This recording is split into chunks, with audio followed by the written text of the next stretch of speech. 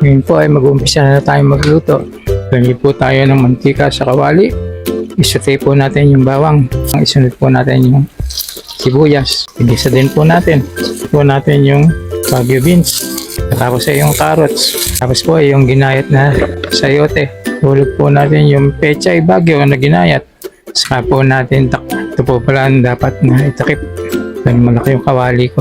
Hindi na po natin ito nilagyan ng tubig. Ang gagawin lang natin, isimmer lang natin ng mga 20 minuto hanggang sa mimpis yung gulay at saka lumambot yung mga sayote at saka yung carrot at yung beans. Bigyan po natin ng isang nor shrimp. Bigyan po natin kung totoo na yung gulay. Mimpis na siya. Tingnan natin kung malambot na. Lambot na yung sayote. Ganito.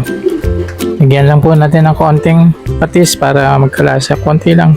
Tansyahin lang ninyo kasi titimplahan pa natin dun sa pinaka-sauce niya. Yung atay ng manok, may timpla na rin pong patis yun.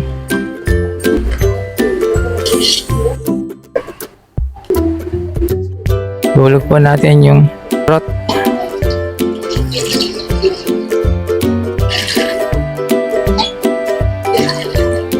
O konti. Dagdagan po natin ng tubig. Mga 1 litro pa rin. Marami. Pakuluan po natin ito. Tingnan po natin kung kumukulo na yung sabaw. Yun, kumukulo na. Hulog po natin yung atay. Kung masyadong matagal, medyo malambot-lambot siya. 3 minuto o 2. Nanguhay na po natin.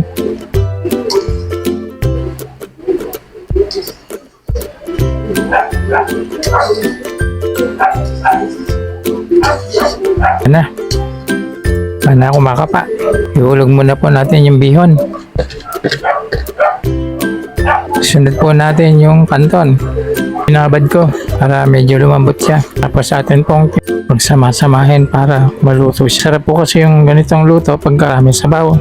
Natakot ako maghalo na higit dahil baka may mataob eh. Alam niyo naman yung gamit kong kalan, yung super kalan po. Tikman po natin yung lasa. Tama na yung timpla. Bang, konti. Siguro para magkakulay siya, magandang gamitin ni toyo. 2 tablespoon po.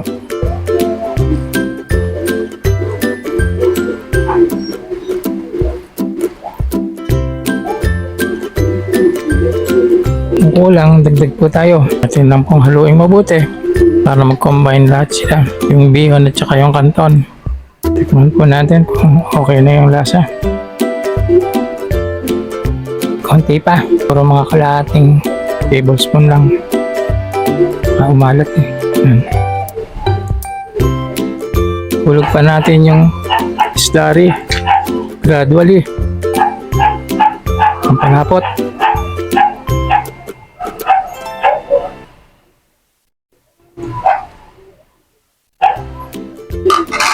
Tatlong cornstarch. 3 tubig din po. Haluin po lang natin mabuti. Nakalimutan ako. Paminta. Ito kahit napakarami po ito. Sandali lang ito sa anak ko. Pinimerienda. Ito na po ito. Aawinin ko na po. Patayin ko na yung apoy.